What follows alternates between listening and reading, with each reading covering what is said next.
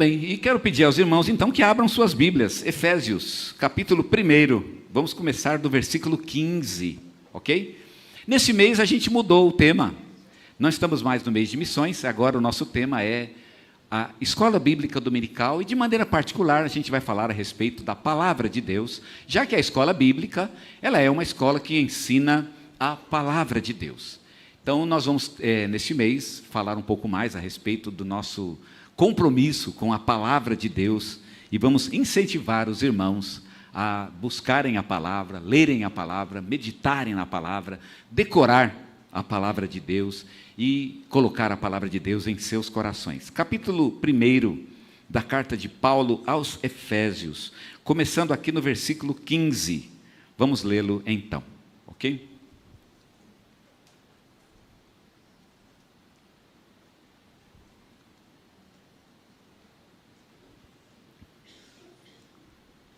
Olha o que diz a palavra de Deus. Por isso também eu, tendo ouvido a fé que há entre vós no Senhor, e o amor para com todos os santos, não cesso de dar graças por vós, fazendo menção de vós nas minhas orações, para que o Deus de nosso Senhor Jesus Cristo, o Pai da glória, vos conceda espírito de sabedoria e de revelação no pleno conhecimento dele, iluminados os olhos do vosso coração para saberdes qual é a esperança do seu chamamento, e qual a riqueza da sua glória nos santos, e qual a suprema grandeza do seu poder para com os que cremos, segundo a eficácia da força do seu poder, o qual exerceu ele em Cristo, ressuscitando-o dentre os mortos, e fazendo-o assentar à sua direita nos lugares celestiais, acima de todo principado e potestade, e poder, e domínio, e de todo nome que se possa referir, não só no presente século, mas também no vindouro, e pôs todas as coisas debaixo dos seus pés, e para ser o cabeça sobre todas as coisas, o deu à igreja, a qual é o seu corpo, a plenitude daquele que a tudo enche em todas as coisas. Amém? A gente está falando esse mês a respeito do compromisso que temos com a palavra de Deus, e eu quero incentivar você a ler a sua Bíblia. Não sei se você tem o hábito de ler a Bíblia, adquira esse hábito. O hábito de ler a Bíblia, ele é fundamental na nossa vida cristã. Como é que a gente lê a Bíblia? A gente lê a Bíblia, eu não vou dizer que a gente lê a Bíblia lendo a Bíblia, né? Isso seria óbvio demais. Mas a gente lê a Bíblia, uma dica que eu dou, tenha um programa de leitura. A gente tem gente que abre a Bíblia em qualquer lugar, e ler qualquer lugar. É muito bom, eu acho que é bacana. A Bíblia não tem nada ruim, né, para se ler. Mas uma dica que eu dou, faça um programa de leitura. Pegue lá uma sessão da Bíblia, por exemplo, Gênesis 1 a 12, o capítulo 1 a 11, né, o capítulo 12 a gente pode deixar para outro tempo, outra época. Mas 1 a 11 deveria ser lido numa arrancada só, né? Numa campanha, talvez uma semana lendo Gênesis 1 a 12. E assim por diante. Existem seções na Bíblia que você pode ler. Você pode ler os Salmos, por exemplo. Eu gosto de ler Salmos, porque Salmos é ruim de ler direto, né? Todos os Salmos do início ao fim. O bacana é você ler um por dia. Então você pode ler um capítulo de alguma coisa que você esteja lendo. Eu estou lendo Samuel. Leia o capítulo de Samuel e leia um salmo. Olha que coisa bacana, não é? Então a primeira dica é, tenha um programa. Uma outra dica, faça anotações. Anote na Bíblia. Hoje eu acho uma coisa muito legal anotar a Bíblia, escrever na Bíblia. Se for importante para você, coloque a data. Esse dia foi muito importante para mim, ponha uma data lá.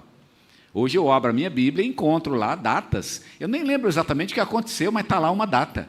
Alguma coisa aconteceu naquele dia. Às vezes eu coloco alguma coisa, não é? Mas é importante, faça anotações. Você está lendo um texto, por exemplo, que parece com outro texto. Esse texto me lembra outro texto.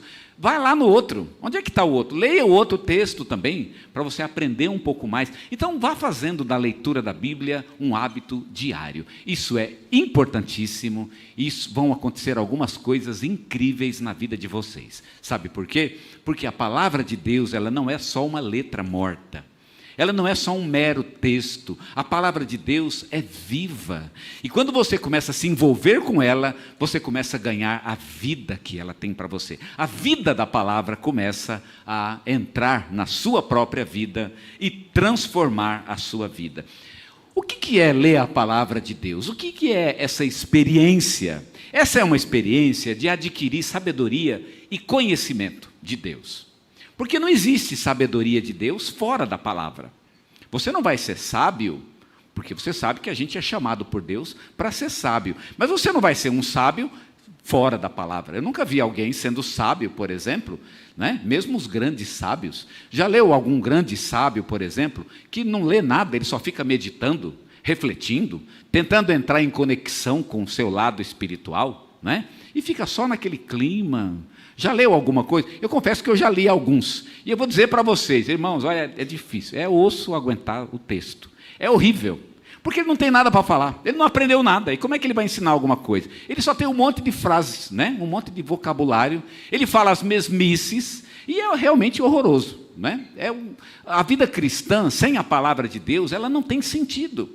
Porque a sabedoria para viver a vida cristã é a sabedoria da palavra de Deus. Você enfrenta uma situação e você diz, Davi passou por isso.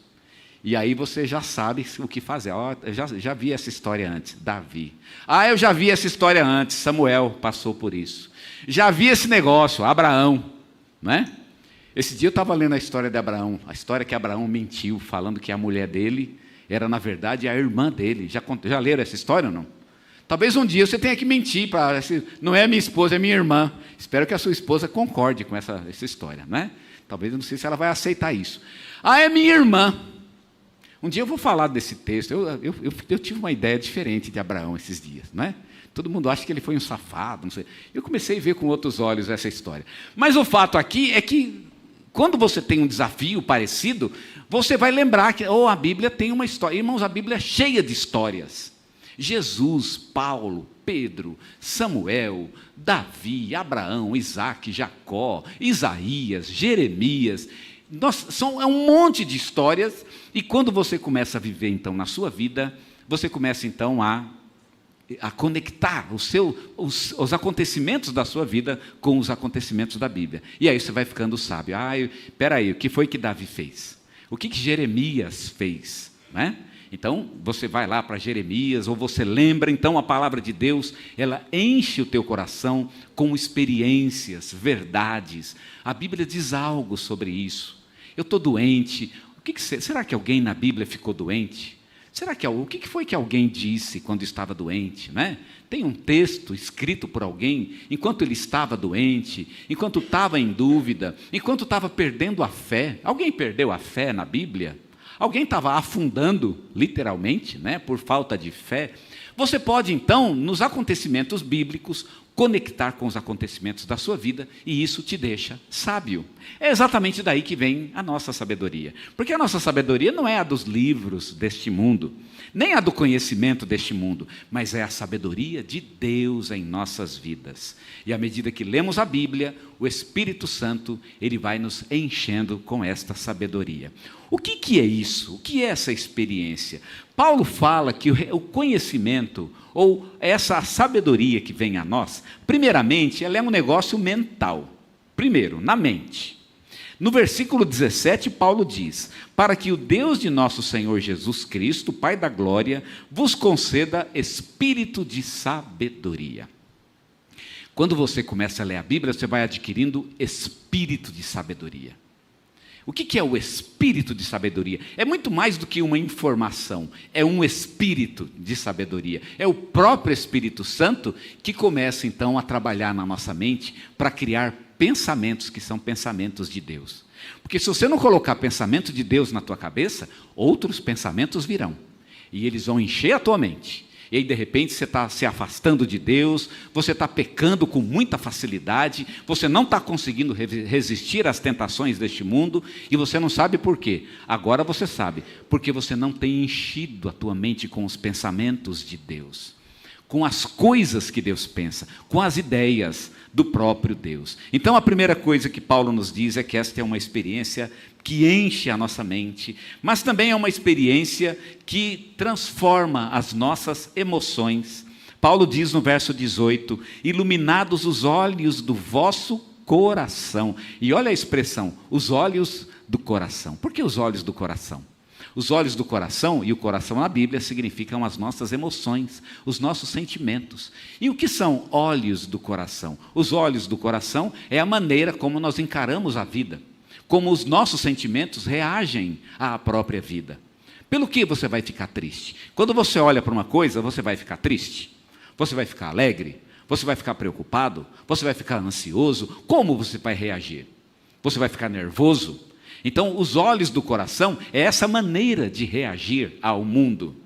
E aí o texto diz, os olhos do coração, eles são iluminados pela palavra. Ou seja, eles iluminam aquilo que precisa ser iluminado neste mundo. Tem muita coisa que tem gente esgoelando e chorando, mas você cheio da palavra de Deus pode dizer, não, isso aí não se preocupa com isso não, isso é besteira. Vamos atrás de outra coisa, não é? Por quê? O conhecimento da palavra, ele dá essa seletividade para o nosso olhar, para você olhar para o lugar certo, para a coisa certa, para você chorar pelo motivo certo, algo que sempre estamos dizendo aqui, né? Que a gente tem que chorar ou rir pelo motivo certo. Então os nossos olhos se voltam e olham para o mundo e a gente começa então a ter os olhos iluminados por Deus. Sabe por que você tem que ter o olho iluminado? Porque você tem muito egoísmo dentro de você. E você pode interpretar o mundo baseado no seu próprio preconceito pessoal. Ah, isso é bom, isso é ruim. Mas por que é bom? É bom porque é bom para mim. É ruim porque é ruim para mim. Mas não tem nenhuma razão superior. Pois é, a palavra nos dá a razão superior. Para mim, realmente, eu não acho muito bom. Mas eu acho que realmente faz sentido, é bom. Se você, né? Você pode pensar assim. Ou então, não, realmente, de acordo com a palavra de Deus, isso realmente não é bom. É algo que eu refuto, eu rejeito, eu não quero. É algo que eu realmente não, eu sou averso, eu tenho nojo disso. A palavra de Deus vai nos dar o grau de sentimento que nós temos diante das coisas deste mundo. Sabe para quê? Para que o mundo não se transforme num grande peso em nossas vidas. Porque está todo mundo querendo te deixar pesado. Todo mundo querendo te deixar para baixo. Mas a palavra de Deus vai te mostrar para onde você vai virar o seu olhar. A palavra de Deus vai iluminar os olhos do seu coração. Quando o olho do coração da gente não está iluminado, a gente sofre por tudo. Tudo é pesado, tudo é horroroso. E aí você se perde na vida, exatamente porque você não tem o critério, os critérios de Deus que orientam a maneira como você olha para o mundo. Mas também é uma experiência espiritual. E Paulo vai dizer isso no versículo 17. Para que o Deus e Pai de nosso Senhor Jesus Cristo vos conceda um espírito de sabedoria e de revelação. E olha que bonita essa palavra. Que Ele vos conceda um espírito de revelação. O que é um espírito de revelação? O espírito de revelação é quando você começa então a receber coisas de Deus. Você pode abrir a palavra, ou você pode estar aqui na igreja, conversar com as pessoas, orar, e o Senhor começa a mostrar coisas para você. Ele começa a falar no teu coração a respeito dessas coisas. Algumas coisas vão ser boas, outras nem tanto, mas é algo que o Espírito coloca em você. E a igreja, ela tem um espírito de revelação nela, que dá para a igreja uma vocação profética.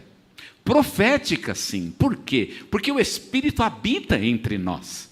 Muitas coisas, por exemplo, que eu poderia errar na minha vida, eu erraria menos se eu contasse com o apoio da minha igreja.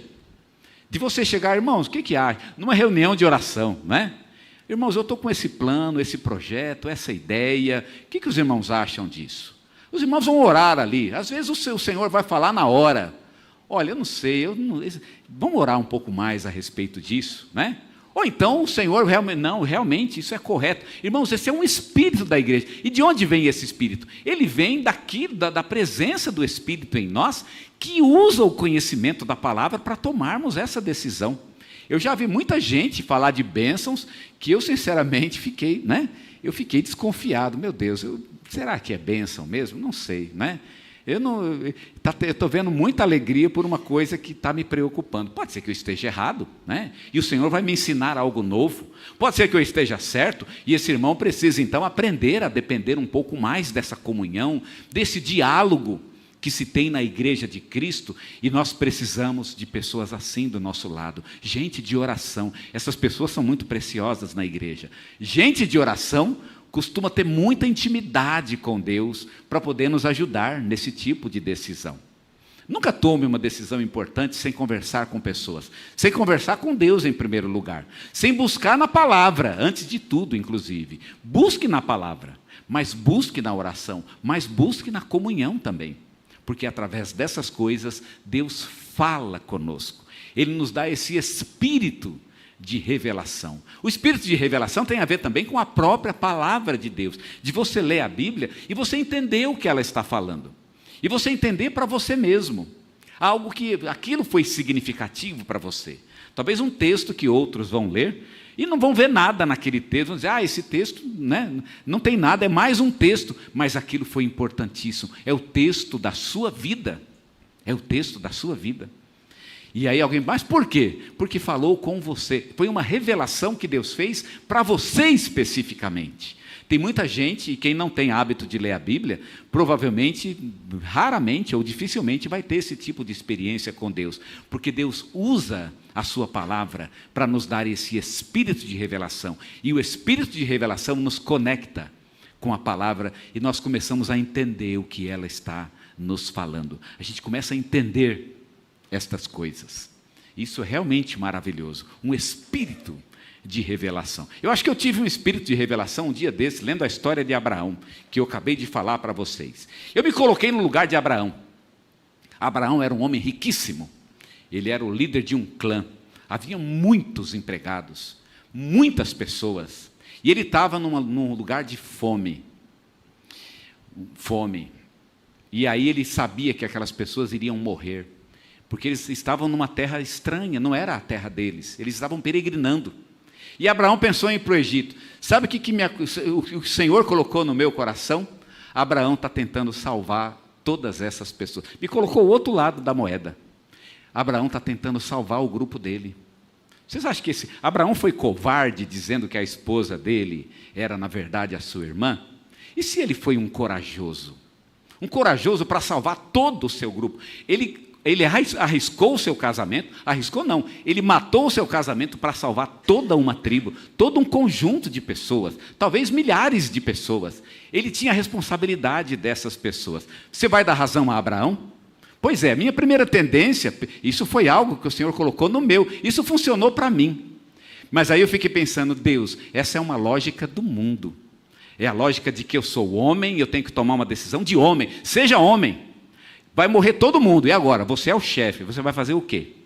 Pois é, o que Abraão deveria ter feito? Essa é a pergunta. O que eu deveria ter feito no lugar dele? Vocês percebem? Mentir que minha esposa é minha irmã, por exemplo, isso está fora de cogitação, mas alguma coisa ele tinha que fazer. Ele não é homem? Olha, uma boa mensagem para os homens aqui, não é? Que vão ter reunião agora não essa segunda que vem, na outra, tá certo? Homens, vocês têm que ser homem. A família depende de vocês. A vida deles depende. Abraão tinha muita gente que dependia dele. Na minha opinião, ele tem que ser muito macho para fazer o que ele fez. Mas sabe, é macho segundo o mundo. Deus não quer ninguém mentindo. E ainda mais, arriscando o seu próprio casamento para salvar a vida de outros. Abraão poderia ter seguido um caminho que poderia ter dado certo e Deus teria salvado a todos. Qual é esse caminho? Eu nunca vou saber porque Abraão não fez. Abraão fez o errado. E aí eu não tenho o que tinha que ter feito. Não sei.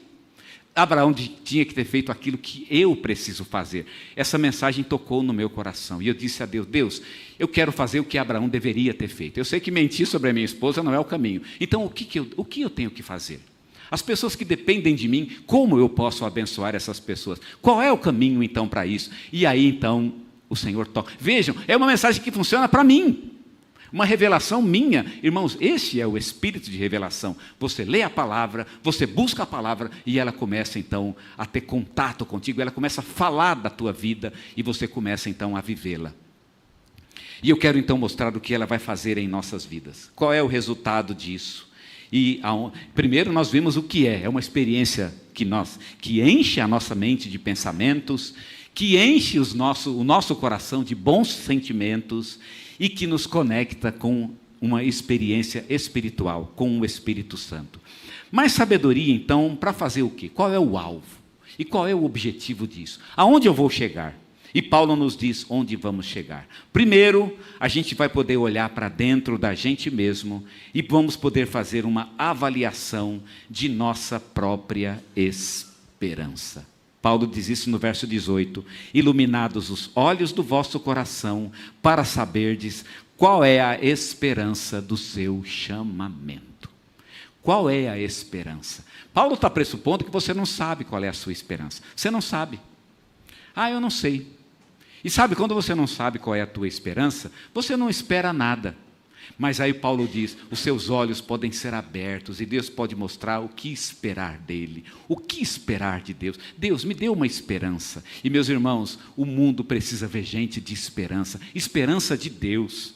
Porque o mundo nos dá muitas esperanças, mas quais são as esperanças de Deus para a minha vida? Ele fala, qual é a esperança do seu chamamento? Olha que coisa linda que Paulo diz, a esperança do seu chamamento. Ou seja, aquilo para o que Deus me chamou. Ele me chamou para quê, afinal? O que eu estou fazendo aqui? É só para vir no culto mesmo? Será que é só isso? Ou será que tem mais? Será que Deus não tem coisas maravilhosas para fazer na minha vida? Muito mais do que simplesmente frequentar uma igreja. Ele tem. E Paulo diz, Deus abre nossos olhos para ver qual é essa esperança. E sabe o que faz isso? A sabedoria na palavra de Deus. A gente começa a saber o que esperar de Deus. E quando a gente começa a esperar as coisas de Deus, isso transforma os nossos passos. Eu sei para onde eu estou caminhando. Isso realmente é motivador em nossas vidas. Nós podemos olhar para dentro e avaliar nossas próprias esperanças. Muitas esperanças que eu tenho nessa vida, eu começo a ver que não valem a pena. Meu Deus, eu estou vendo todo mundo correr atrás disso, né? Todo mundo correndo atrás e todo mundo buscando, e é normal na sociedade. Será que eu não devia? Não, de repente aquilo já não me atrai mais. Eu sei o que Deus tem para mim e é isso que eu vou buscar. Meus irmãos, a leitura, o conhecimento e a sabedoria na palavra de Deus nos dá esse tipo de visão interior. Mas não é só uma visão interior, não. Também podemos olhar para fora e podemos começar a analisar e a avaliar aquilo que Deus pode nos dar. E olha o que ele diz, não apenas a esperança do seu chamamento, mas qual é a riqueza da glória da sua herança nos santos. Eu achei que essa é uma frase difícil, a riqueza da sua glória, a riqueza da glória da sua herança nos santos. Então, para entender essa frase, eu preciso entender primeiramente que o santo sou eu, tá certo? E que eu tenho uma herança para receber. Não sei quantos já receberam herança. Eu, pessoalmente, recebi uma herança do meu pai. Foi pouco, mas, graças a Deus, foi bem gostoso receber aquele valor que a gente não estava esperando, né? Que veio a mais e que foi bom e que foi bem bacana. Foi ótimo. A gente viajou, inclusive, com esse dinheiro. Fomos comemorar os nossos 25 anos de casamento no sul da França, né? Então, foi realmente maravilhoso. E foi, né, foi bem mais barato do que a gente esperava. O fato aqui é que foi uma riqueza que veio para nós. Foi algo que nos deu uma oportunidade de vida, uma chance de algo bom. E aí Paulo ele fala, nós também temos uma herança para receber de Deus. Só que você não sabe qual é a riqueza, ou seja, você não sabe quanto é. Os irmãos estão curiosos para saber quanto eu ganhei. Não vou dizer aqui, mas eu vou devolver a pergunta para vocês. Quanto é a riqueza que os santos recebem de Deus? Qual é o tamanho dessa riqueza?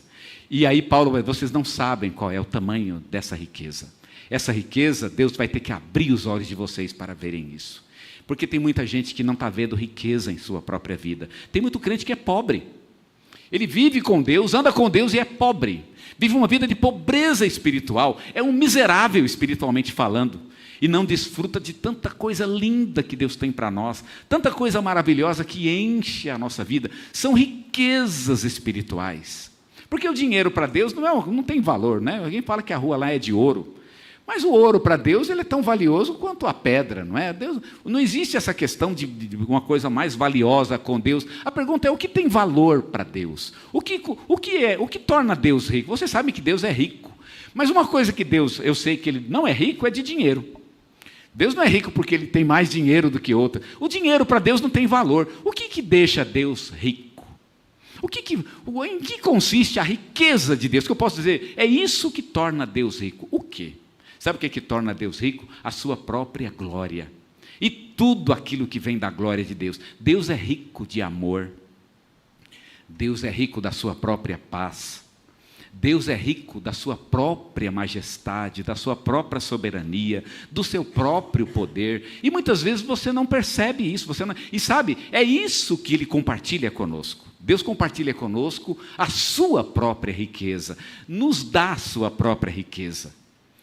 E aí Paulo diz, mas você não sabe quanto é, em números, quanto é a riqueza de Deus? Não sei.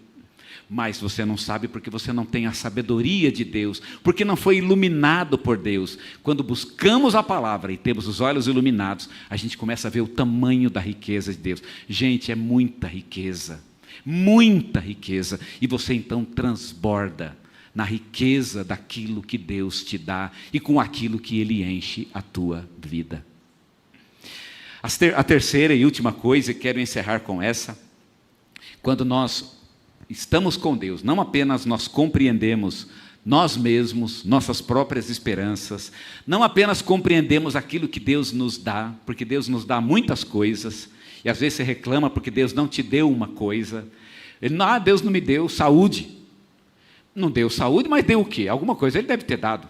Mas você não está dando valor para aquilo que Ele te deu. É isso que Paulo está dizendo. Você tem que ter sabedoria para valorizar o que Deus deu de fato. E talvez você descubra que Ele deu realmente coisas incríveis e você não está vendo. Você não sabe avaliar a riqueza daquilo. Mas também, Paulo diz, por fim, nós podemos compreender o próprio poder de Deus em nossa vida. O poder que age dentro de nós. E aí Paulo vai colocar aqui no poder de Deus duas coisas. Primeiro, a natureza do poder de Deus. Qual é a natureza? Ou seja, o tamanho desse poder. Paulo vai dizer aqui no versículo 19, qual é a suprema grandeza do seu poder para com os que cremos, segundo a eficácia do seu poder. Ou seja, Paulo está dizendo, você vai conhecer qual é o tamanho do poder de Deus. Qual é o tamanho do poder de Deus? Porque talvez você está medindo o poder de Deus pela medida errada. Eu vou medir o poder de Deus porque eu estou doente, e aí eu vou ver o poder de Deus porque eu vou me recuperar da minha doença. Ou porque eu estou endividado e eu vou medir o poder de Deus pelo quanto de dinheiro eu posso conseguir. Já pensou se esse fosse o poder de Deus? Você precisa de quanto? Eu acho que Deus fica até nervoso. Você precisa de quanto, ô criatura? Eu preciso de 20 mil. Mas 20, você acha que meu poder é 20 mil? É isso? Esse é o meu poder? Se o poder de Deus fosse 20 mil, estava ruim o negócio, né? A gente devia estar adorando Deus errado aqui então, não é verdade? Irmãos, o poder de Deus é muito mais do que isso. É algo impensável, inimaginável, incrível, é maravilhoso. Não, mas Deus não me curou. Mas Ele não curou, mas Ele fez o quê? Será que Ele não fez uma outra coisa? Nós precisamos ter os olhos abertos para ver o poder de Deus em ação. Onde Ele está agindo? E aí você vai poder então invocar, clamar o poder de Deus e ver o poder de Deus em ação, naquilo para o que realmente o poder de Deus importa, naquilo que o poder de Deus faz de fato. Nós precisamos ter os olhos abertos para vermos isso. Só a palavra de Deus vai abrir os nossos olhos, só ela vai nos mostrar o que Deus está fazendo de fato em nossas vidas, como o poder dele está sendo exercido em nossas vidas. Mas também não apenas a natureza, o tamanho do poder. Aqui Paulo também nos fala da operação do poder. O que o poder de fato faz?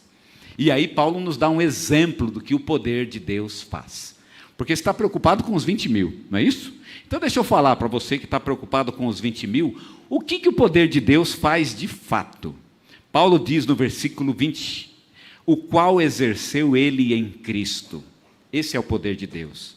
Exerceu em Cristo. Fazendo o que com Cristo? Primeiro, ressuscitando-o dentre os mortos. Segundo, fazendo-o assentar à sua direita nos lugares celestiais. Terceiro, acima de todo principado e potestade, poder e domínio, e de todo nome que se possa referir, não só no presente século, mas também no vindouro, e pôs todas as coisas debaixo dos seus pés. Esse é o poder de Deus. O poder de Deus é aquele poder que colocou Jesus. Ele deu esse poder para Jesus, não é? Essa é a lógica de Paulo. Jesus ganha o poder de Deus e aí ele é colocado à direita de Deus e todas as coisas, todo o universo é colocado a seus pés. E aí você diz, mas eu fiquei bravo porque o poder de Deus não agiu na minha vida. Não agiu por quê? Porque eu precisava de 20 mil. E parece brincadeira um negócio desse, não é? Irmãos, nós estamos falando de um poder que colocou Cristo à sua direita e que colocou todas as coisas, sejam principados, potestades, poderes, soberanias, governos, estão todos sob a autoridade de Cristo. Esse é o poder de Deus. E muitas vezes nós não estamos vendo o poder de Deus em ação. Ah, Deus não está fazendo isso. A unha encravada, não é? Você mede o poder de Deus por um nível muito baixo. Paulo diz, se você busca a sabedoria de Deus e você tem os seus olhos abertos, você pode ver o que o poder de Deus faz de fato. Porque você não vai ficar insistindo com Deus para Ele fazer uma coisa que o seu poder não faz. Porque tem coisa que o poder de Deus não faz. E tem coisa que para o poder de Deus é secundário. Deus acha que aquilo pode ficar para depois. Para você é tão importante, mas para Deus pode ficar para depois. Mas como é que eu vou saber disso? Como é que eu vou saber o que pedir, o que não pedir? Como eu vou saber se o poder de Deus age ou não desta forma? Pois é, a palavra de Deus ela vem nos orientar exatamente nesse sentido. Quem é cheio da palavra é cheio do conhecimento de Deus, para saber exatamente como o poder de Deus pode agir em nossas vidas. O que esperar de fato do poder de Deus? Porque tem muita gente esperando coisas erradas do poder de Deus. Ah, Deus é poderoso para fazer isso, mas será que o poder de Deus faz isso mesmo? Ou será que é algo tão pequeno para o poder de Deus? Deus tem algo realmente incrível para fazer em nossas vidas, algo realmente maravilhoso, mas eu tenho que ter os olhos espirituais abertos para ver aquilo que Deus está fazendo e pode fazer em minha vida.